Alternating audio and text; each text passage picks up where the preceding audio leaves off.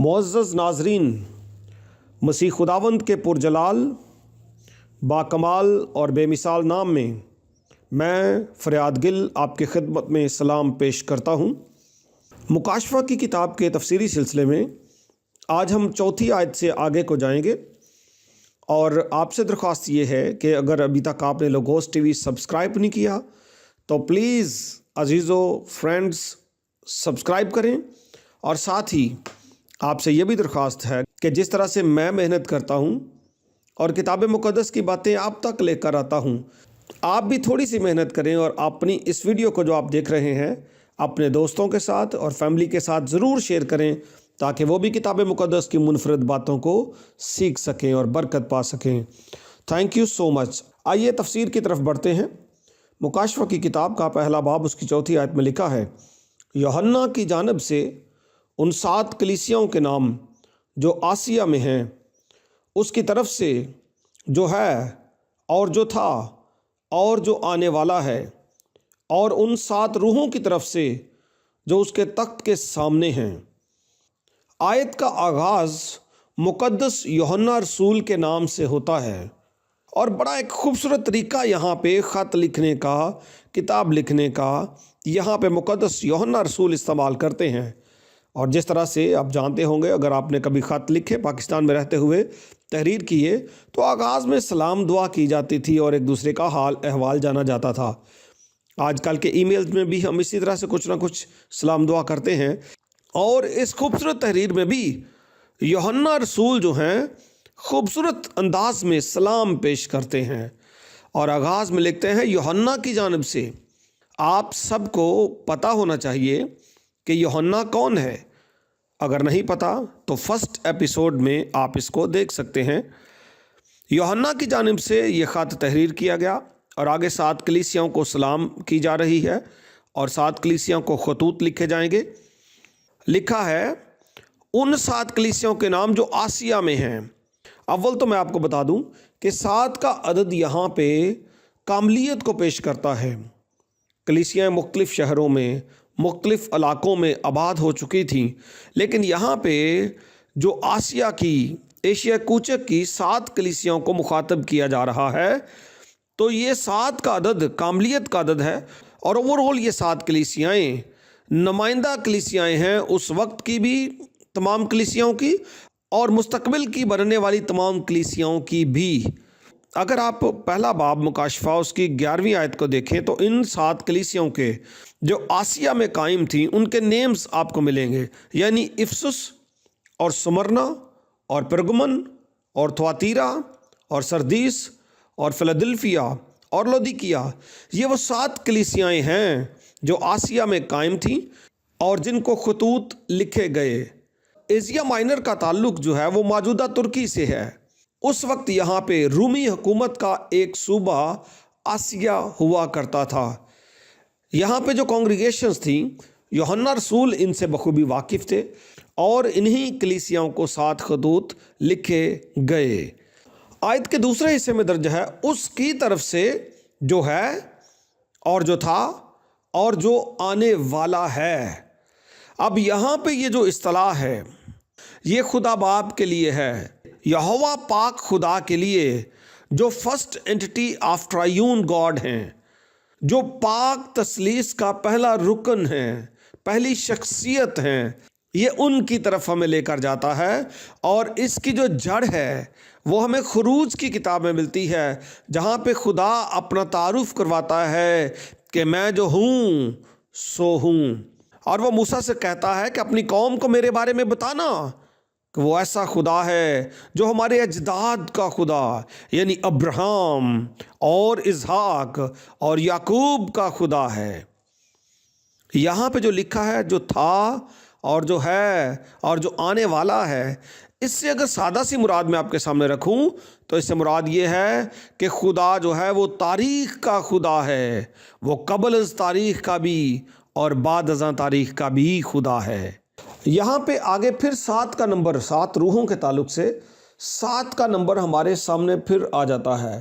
From the 7 spirits before his throne, ये जो तख्त है, थ्रोन, یہ خدا کی حضوری کو پیش کرتا ہے، اس مقام کو پیش کرتا ہے جہاں پہ خدا کا تخت ہے، تیسرے آسمان کو پیش کرتا ہے۔ اور پھر نمبر 7 جو ہے یہ کاملیت کا عدد ہے۔ لیکن یہاں پہ لکھا ہے 7 روحوں کی طرف سے۔ یہاں میں آپ کو بتانا چاہتا ہوں کہ 7 روحوں سے مراد کچھ علماء جو ہیں وہ مقرب فرشتے بھی لیتے ہیں۔ 7 مقرب فرشتے جن کا ذکر ہنوک کی کتاب میں ہمیں ملتا ہے، وہ خدا کی حضوری میں اس کے تخت کے پاس کھڑے رہتے ہیں۔ کمال کی بات ہے نا جی۔ اور ایک تشریح کے مطابق 7 کا عدد خدا کی روح کے 7 پہلوؤں یا اسپیکٹس کو بھی پیش کرتا ہے، ان 7 القاب کو بھی پیش کرتا ہے جن کا نیو ٹیسٹمنٹ میں ہمیں ذکر ملتا ہے، جن میں نمبر 1 خدا کا روح، نمبر 2 سچائی کا روح، نمبر 3 بیٹے کا روح، نمبر 4 فضل کا روح، نمبر 5 جلال کا روح، نمبر 6 پاکیزگی کا روح، اور نمبر 7 محبت کا روح شامل ہیں۔ یہ مختلف القاب بھی ایک ہی روح کو یعنی پاک روح کو پیش کرتے ہیں۔ اور میں آپ کے سامنے بات رکھنا چاہتا ہوں، اس آیت کا جو پس منظر ہے وہ یسایہ کی کتاب کے 11ویں باب کی دوسری آیت کے ساتھ ہے۔ 11ویں باب کی پہلی آیت یسایہ میں یسوع مسیح کے تعلق سے ایک پیشین گوئی ہے، جہاں پہ لکھا ہے اور یسی کے تنے سے ایک کونپل نکلے گی اور اس کی جڑوں میں سے ایک باراور شاخ پیدا ہوگی۔ اور دوسری آیت میں 7 روحوں کا پس منظر ہے، لکھا ہے اور خداوند کی روح اس پر ٹھہرے گی۔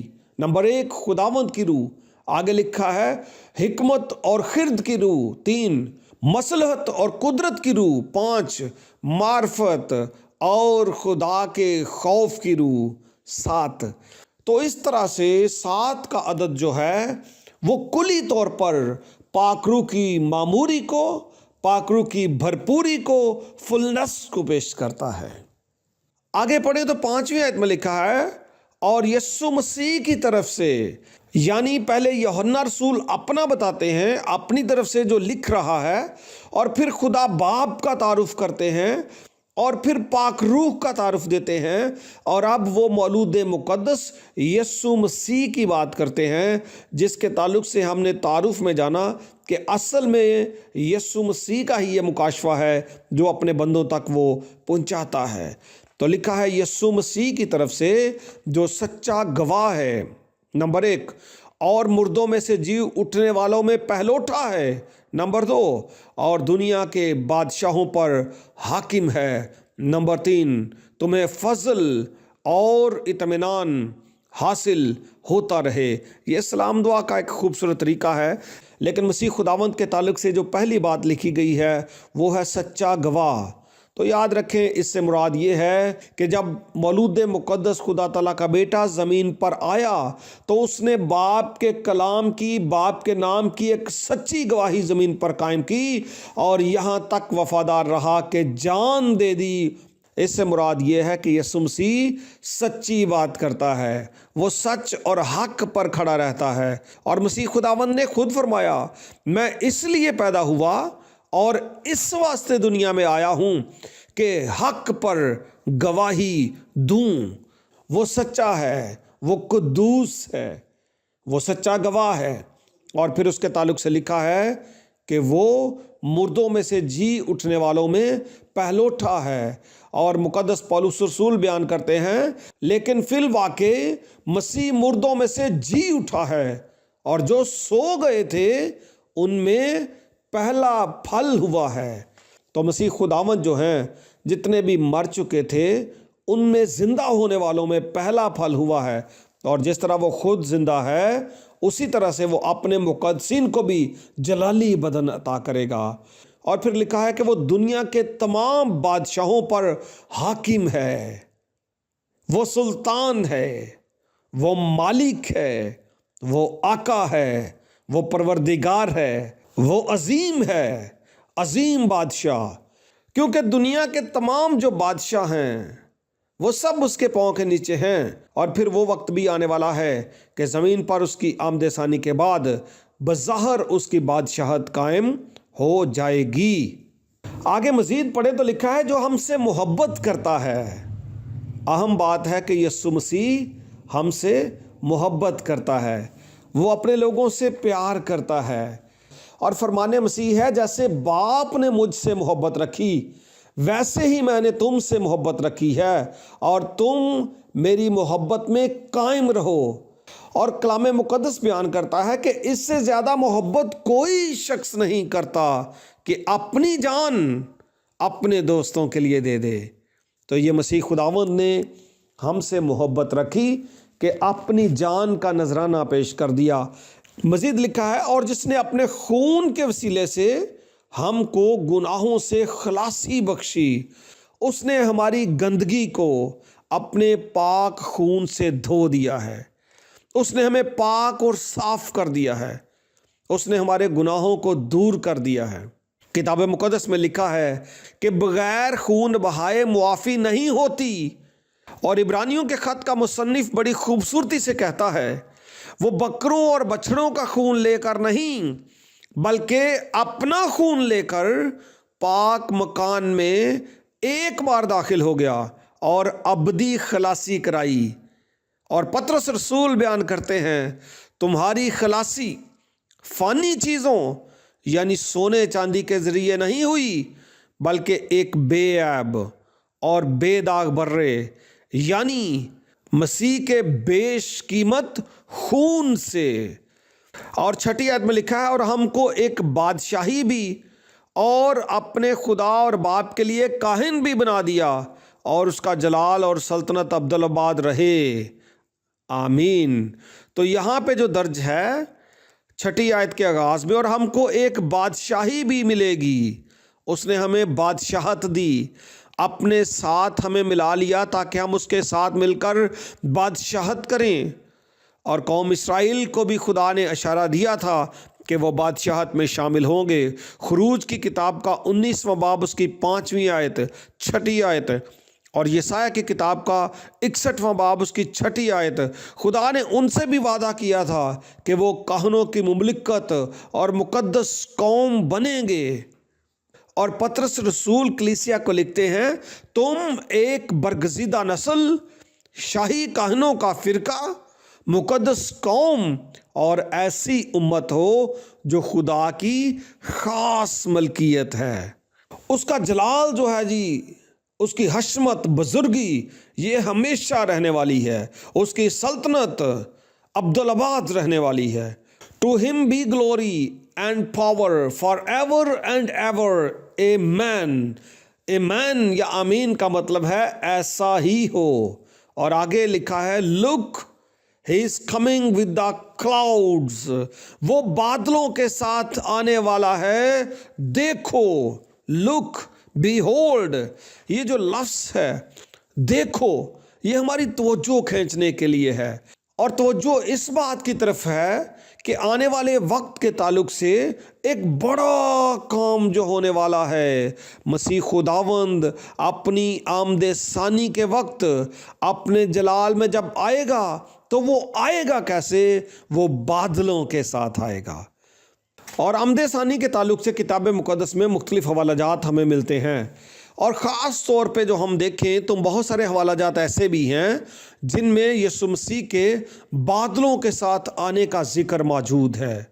اور مقدس دانیل بھی 7ویں باب کی 13ویں آیت میں اس کا پس منظر ہمارے سامنے رکھتے ہیں کہ وہ آسمان پر سے بادلوں میں آئے گا۔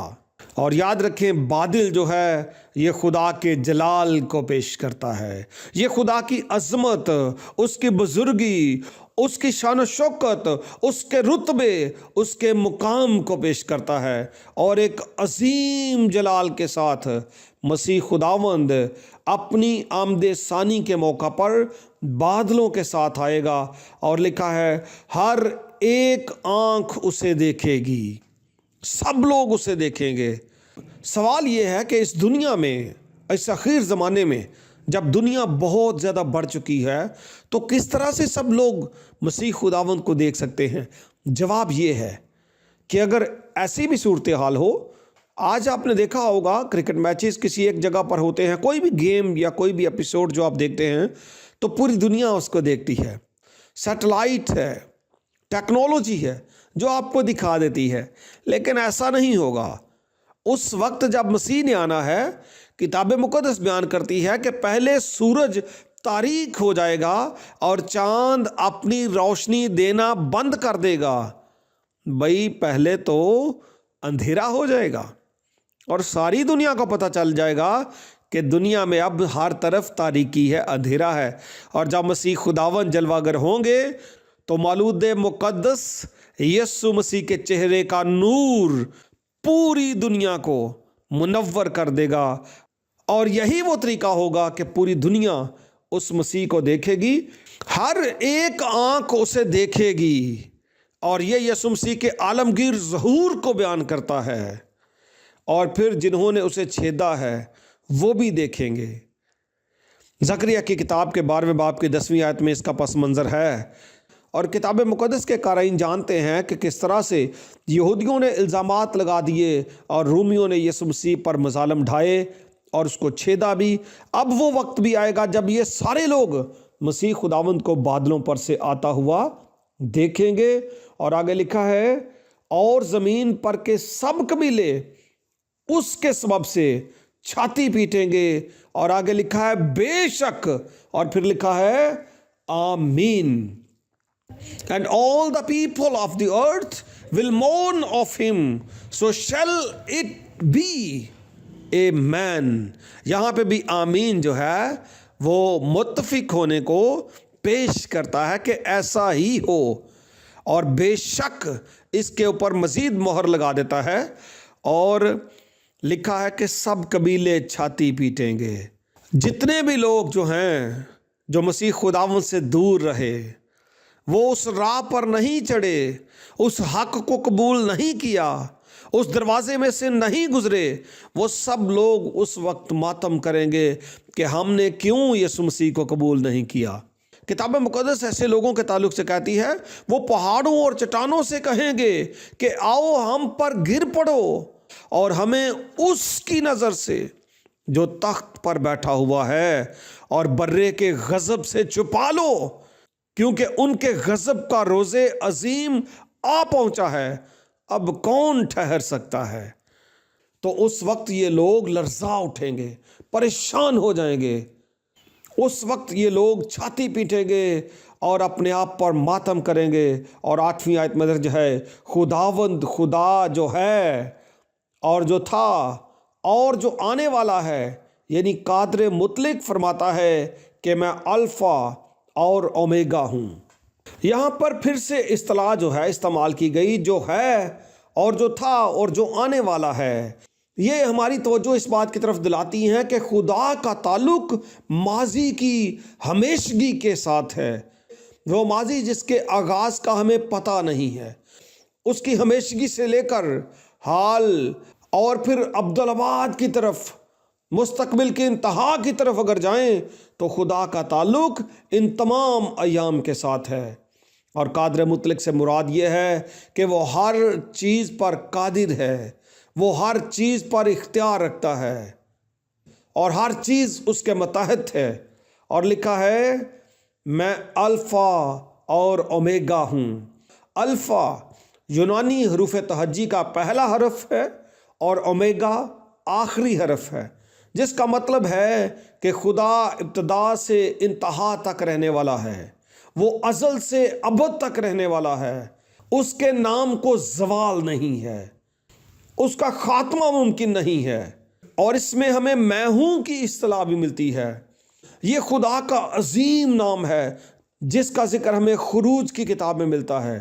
اور اگر آپ غور کریں تو عہد جدید میں بارہا مسیح خداوند نے اناجیل میں ہوں کی اصطلاح اپنے لیے استعمال کی.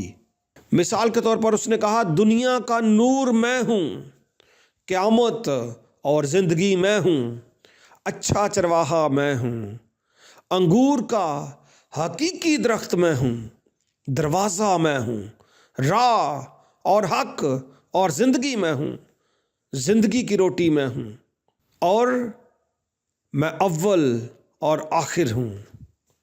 Thank you so much, keep watching. آپ سے ریکویسٹ ہے شیئر بھی کیجیے گا، کامنٹس بھی کیجیے گا۔ Till the next video, God bless you, love and blessings, خدا حافظ۔